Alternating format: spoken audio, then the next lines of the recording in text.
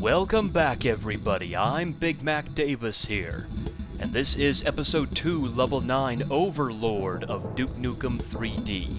This is the final map of Episode 2, so let's hunt down the Overlord at the end of this map.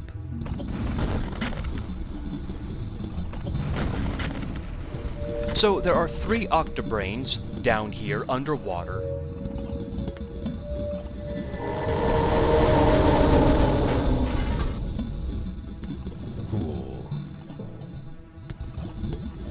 And also underneath the water is this handprint.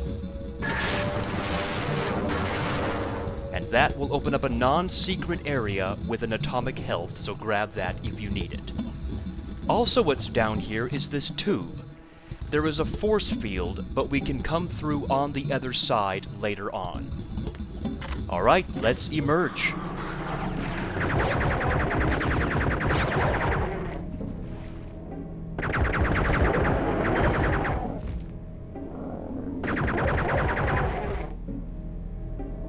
Okay, so with the enemies dead, I like to go back underneath the water to make sure no enemies fell down here, which can happen, by the way. Okay, so on the surface of the water, what you want to do is search for these 2 screens right here and face them, and then turn to the left, and then walk right through the wall for a secret area.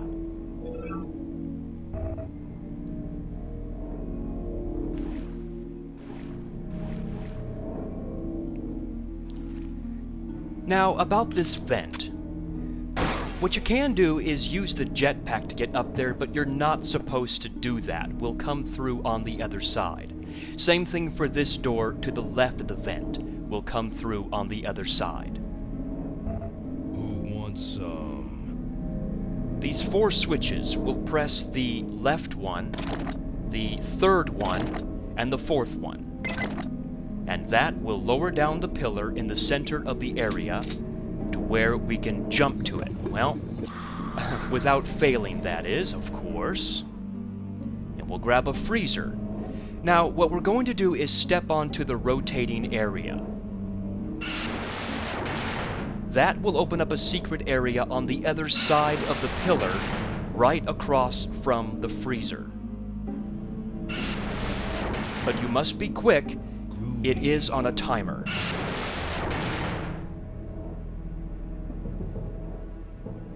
Okay, and that's it for this area. So let's find the switch near the door. And we'll go through, but we must be very careful. We'll grab the Devastator ammo, and we'll open up Saturn to grab the shotgun shells from there. But what's around the next corner is a Battlelord.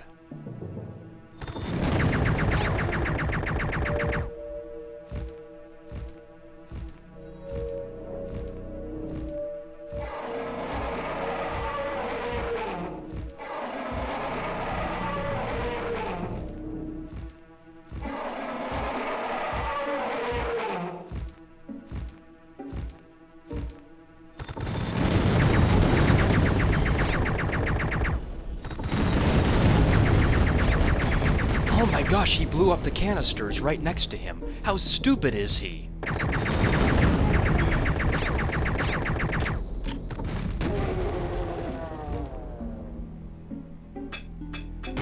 Your face, your ass, what's the difference? So yeah, what's interesting is there's canisters right next to him, which when blown up will reveal the portable medikit, so grab that if you need to.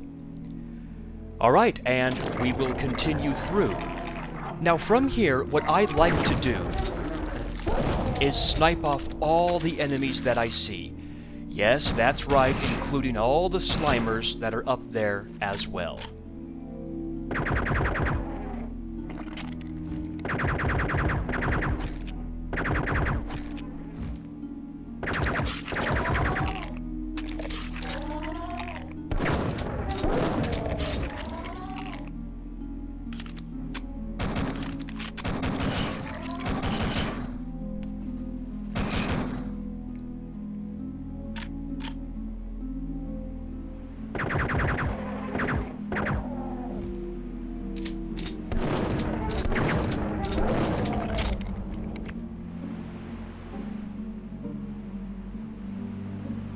Okay, once the enemies are cleaned out of this area, we can grab the supplies around this water area.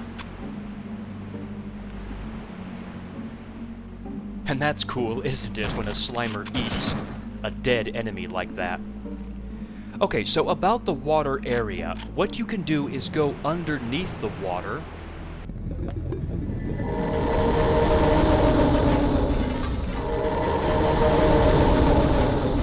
And apart from some Octobrains, we can get a Holoduke and a large medikit if you need it. But what's down the tube is you can go through the force field now to the starting area. Oh, I want that freeze thrower ammo right there. Always nice to have when you use the freeze thrower. I mean, yeah, the freeze thrower is a fun weapon to use. I will admit that. Okay, so we'll go up the very first ramp right here and snipe off the enemies.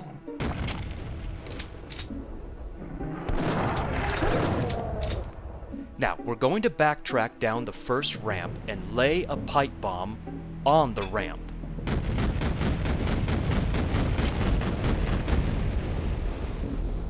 Because it will open up our third secret area with some pipe bombs inside there, so go ahead and grab those.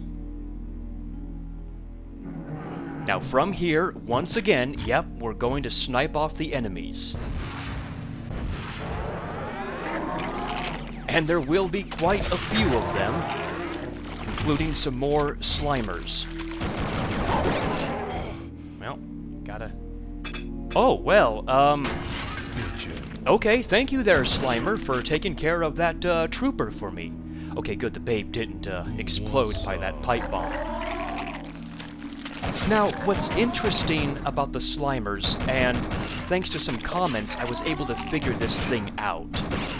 I know that the Slimers can eat dead enemies, like that right there, but they can also eat live enemies, and in the 20th Anniversary World Tour, the problem with them eating the live enemies is that apparently the kill does not get registered.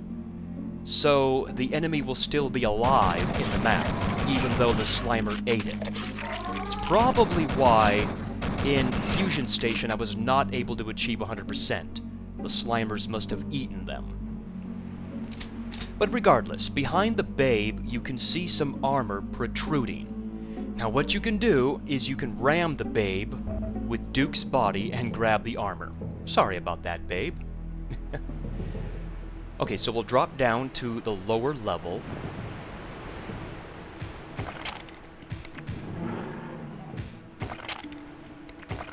Yes, I heard you, trooper. Blow it out your ass. You are behind the vent.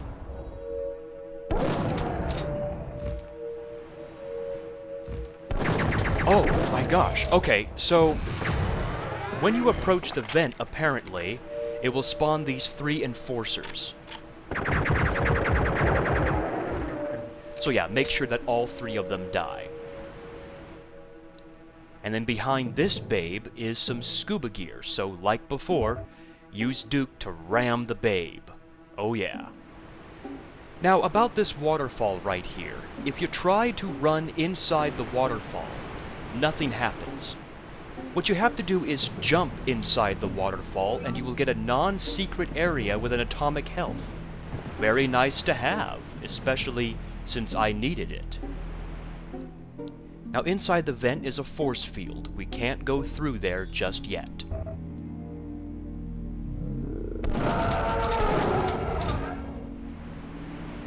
Now up here is a rather scary place.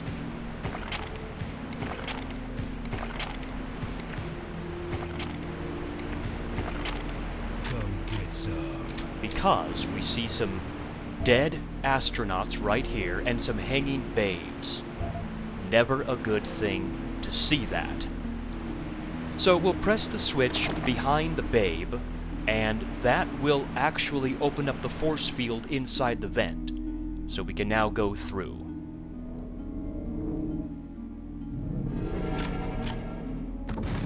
See you in hell. Okay, so down below is a rotating platform with an atomic health. The first thing we're going to do is jump or jetpack to the left hole. Groovy. And this will lead back to the starting area through that vent. Same for this opening right here. Oh yeah, there are enemies there. I was like, is that a shadow of an enemy?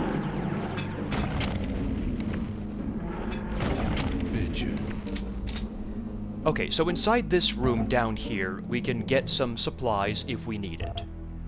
And we can go through this door to the starting area once again, but that's not needed, so let's go back and we'll grab the atomic health. And we will drop down to the boss chamber. Let's blow up the canisters. That's gotta hurt. Make sure you do that to blow up all of the Slimer eggs. And then grab both of the Devastator ammo. And if you want to, you can go around and gather up the laser trip bombs if you want to. I'm making sure I grabbed both of the Devastator ammo. Okay, so on the left side, you can jump through this window for some Octobrains. And a jetpack as well that is down here. We're going to use the jetpack when we fight the boss.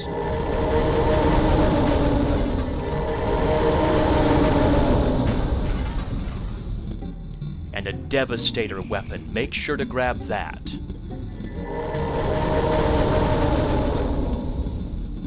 Now, what's interesting is if you go up the water, we come back to the area where we have the Holoduke and the large medikit. But that's not needed, so let's go back to the boss chamber. Now, one note here about the boss. The Overlord can step on you if he gets too close, which is why I'm going to use the jetpack to avoid that sort of fatality. I'll rip your head off and shit down your neck. Yes, Duke, you sure will. The idea is to try to avoid his rockets. This is his only attack. Lure him out of the room. And then jetpack inside his room. And then land. This will open up your last secret area on a timer, mind you, right here. Okay, let's use the jetpack and kill him.